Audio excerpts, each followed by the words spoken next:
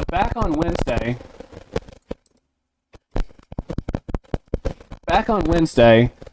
Scotus, the Supreme Court of the United States, started hearing oral arguments on the Dobbs versus Jackson Women's Health Organization case.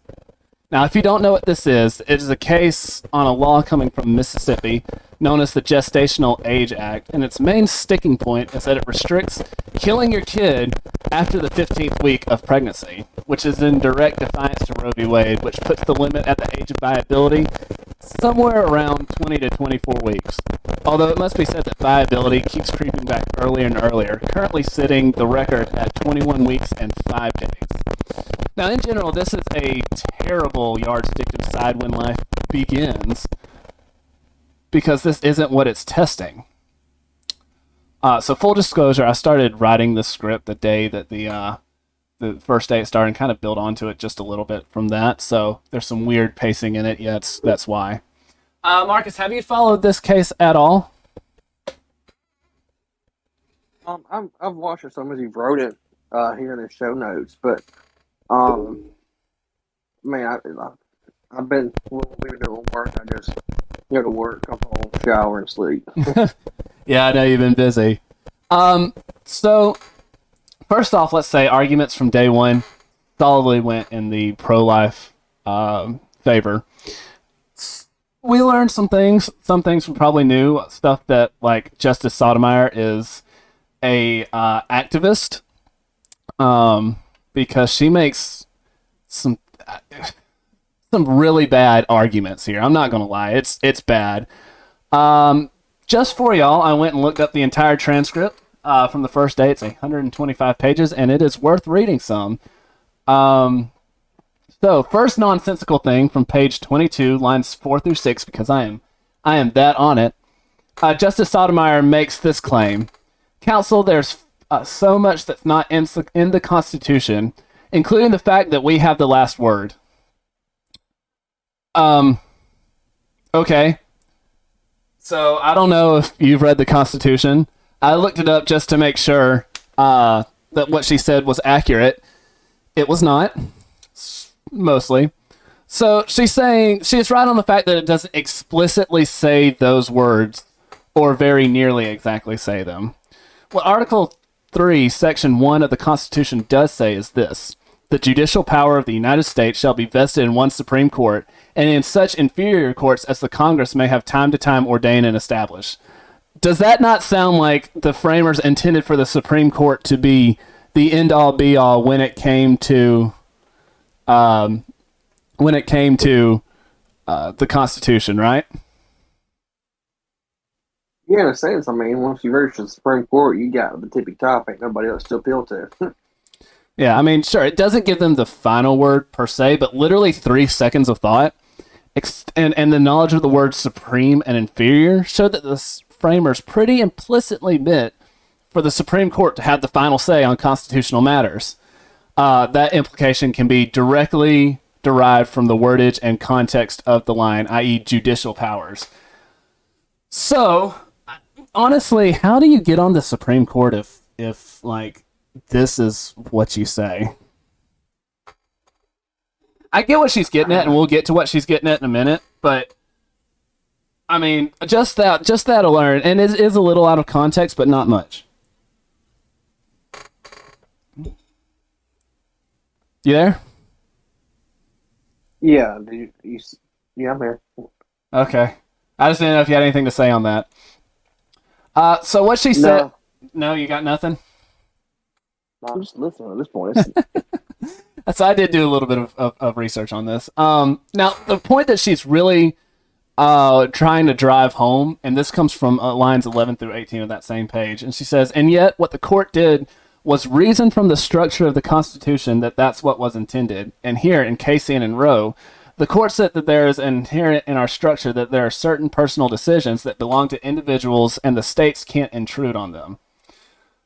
So, like I said, Justice Sotomayor is the farthest left member of the Supreme Court by far, especially now that Justice Ginsburg passed away. What was it, 2 years ago now? It was a while ago, and as sad as any human passing, it's probably nice that she was not on the court anymore. So Justice Sotomayor, so I got to try and say her name right, is trying to equate the first pretty obviously stated conclusion, the fact that the Supreme Court has the final say, with the fact that the framers intended within the Fourth Amendment, within a penumbra of the Constitution, as they call it, and if you don't know, because I had to look it up, penumbra is the partially shaded outer area of a shadow.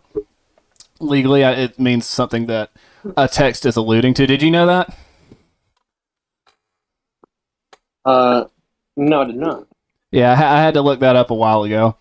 Anyways, within the penumbra of the Constitution, to have the privacy to have an unlimited abortion. And just to prove it, here's the actual whole Fourth Amendment's text. It's not very long.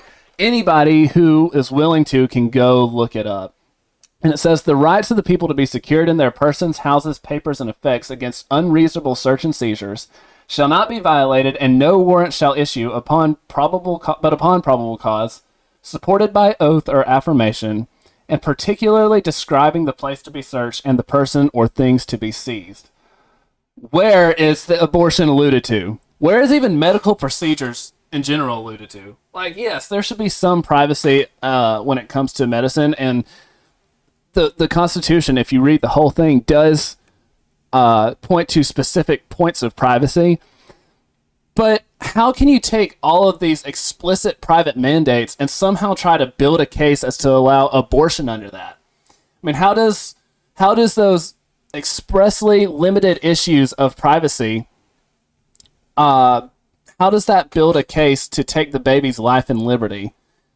Which is why the left has to make up the incredibly stupid argument that babies aren't alive so they can strip them of their rights. What do you think? Am I spot on, or do you disagree with something I said? Because I know a lot of people would disagree that it only gives specific privacies. I think you're right on what they're trying to do. I think that they're right for trying to do it. I'm just confused as to how abortion fall in the Fourth Amendment, though, whatsoever. So the case they make, I'm glad you brought that up because I'm sure a lot of people wonder that. The case they make is that abortion can't be illegal because it falls under the privacy that you have within with yourself. So you can't be secure in your person, house, papers, and effects against unreasonable search and seizure. So they're saying that. Then what about the baby's privacy? Oh, you're 100% correct. Like that's why, like I said, they have to try to make the inordinately stupid case that baby is not alive. It's just it's nuts. If it's because the baby can't say anything, then that's exactly why they don't have any sort of voice. You can kill a child until they're 2 years old because they don't say anything until they're 1 or 2 years old anyway. That's the point. You can kill anybody. And then imagine somebody that's on the deathbed with a ventilator on a ventilator. You can kill them too, can't you? Does that mean? Kill them? Yeah, I mean, does an 18-year-old who's on a ventilator who can't speak like? What's the amendment? I 100% agree. They have to make these idiotic and malicious because that's what this is. It's malicious, malicious insinuations about these babies so that they can make the claim that they're not babies, they're not alive, they're just fetuses, they're clumps of cells, and the world's just fine having those clumps of cells ripped apart. And it's utterly disgusting. Utterly disgusting. If abortions are so private, why are you going to see somebody about it? If you're that concerned about having a baby, you shouldn't go be seeing the doctor about it. If it's that... Dude, you're going to have to say all of that again because you were breaking up coming through. It's starting to rain over here, so service gets bad with the rain. But if it's so private, yeah, you're out again. I'm gonna have to keep going. I'm sorry, buddy, but I cannot hear anything you're saying. You're there you're coming back in a little bit better. But she does. So Justice Sotomayor says another incredibly stupid thing. Actually, right before she gave that first statement, and this is going from page 20 into the 21st, so you can fact check me if you'd like.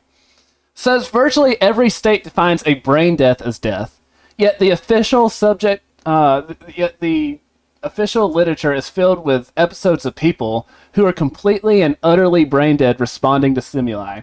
There's about 40% of dead people who, if you touch their feet, the foot will recoil. They are spontaneous acts by dead brain people. So I don't think that's a response to by a fetus necessarily proves that it's a sensation of pain or that there's consciousness. And that has to be the dumbest. If you ever think you're dumb, this woman made it onto the Supreme Court. Like, no. There's a big difference here. These people you speak of are people who were born alive, lived, and then died, and they aren't coming back to life. To equate these people with developing babies in the womb, those who left to their own devices will develop into kids and then adults, makes me wonder how she was nominated to the Supreme Court in the first place. I mean, at least 51 senators decided that the person who would one day make this equation was suited to rule on the Constitution. How dumb do you have to be to make this? Like, I'm seriously trying to wrap my head around it, Marcus. I believe it's whenever Democrats were controlled and they just wanted somebody on their side. Oh, I agree. They wanted an activist up there. That's nothing new. But really, like, how can you make? How could any thinking person make this statement? I'm really at a loss. Like, I don't even see how someone could make it out of college, much less to the Supreme Court, trying to make this equivalency. But you've got to remember the people that are saying this are often the same people saying that you can change your gender. So I mean, how much? That's true. People, there's confusion. It's terrible. I mean, they're saying you can be non-binary. You don't have to have a gender. What do you mean? Yeah, that makes no sense. It doesn't make sense. It's stupid. You can't magically. Oh, I'm a female today. I don't know, dude.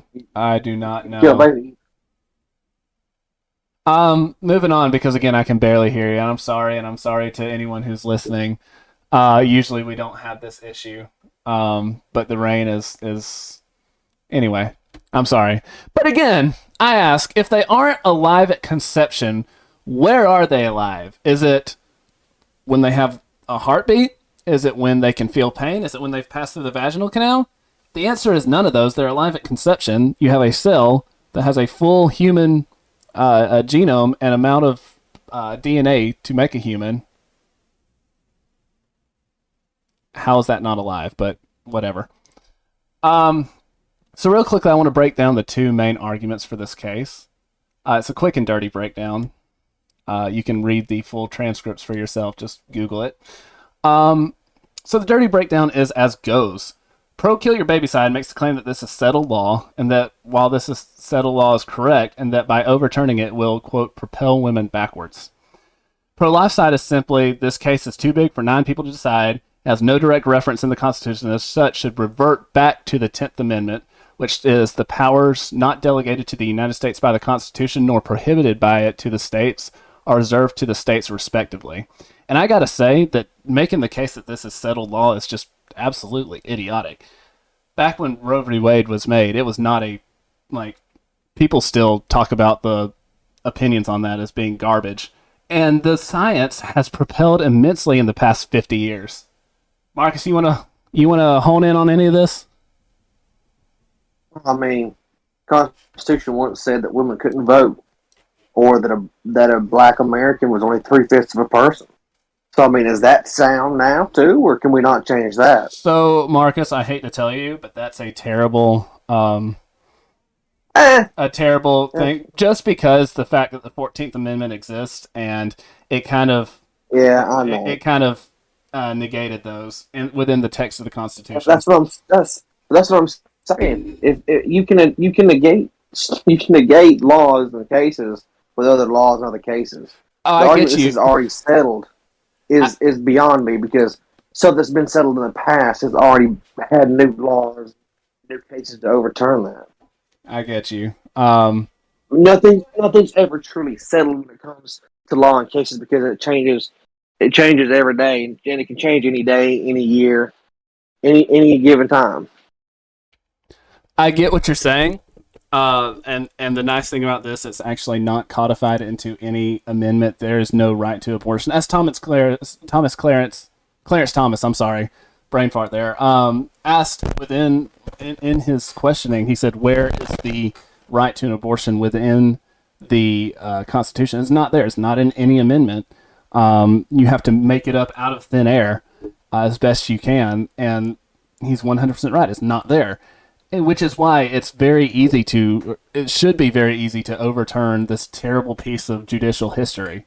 And that can't reconcile the 60 million babies that were killed from it, but it is what it is. It is. People, they'll be quite really hell to pay for it. I just wish we didn't have to kill 60 million babies to get to this point.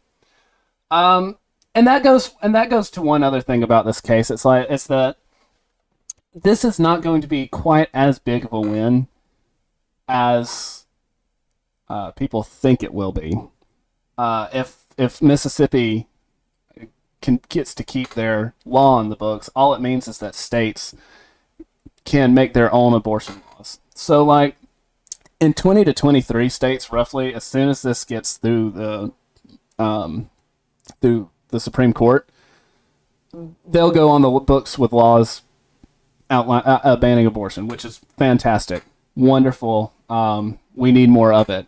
But there's some states that'll, like probably California, New York, Portland, Oregon, all those very, very blue areas, that'll probably legalize abortion up to and including partial birth abortions.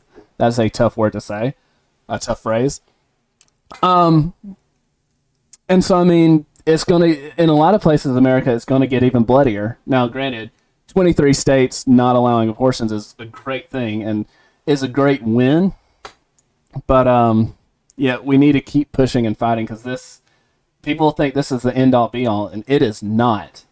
So, just remember that as you listen to and follow along with this story. Hopefully sometime this week they'll reach a verdict. You have anything to add on to this before we move on to Remy the Respectful Reindeer? I just hope it goes the way it should go. There is no defending abortion. It should go our way. There's no defending it. It still happens. That's the thing that concerns me. There's no argument to defend it, but it still happens. So I'm hoping that the Supreme Court can realize that. It is heartening to know. It's not heartening, but it is nice to know that the only reason that that Roe v. Wade got on the books is because of a very, very liberal court back in the 60s and 70s, and will be one of Donald Trump's crowning achievements if the three justices he put on the court go the way they should. And they overturn this terrible bit of madness.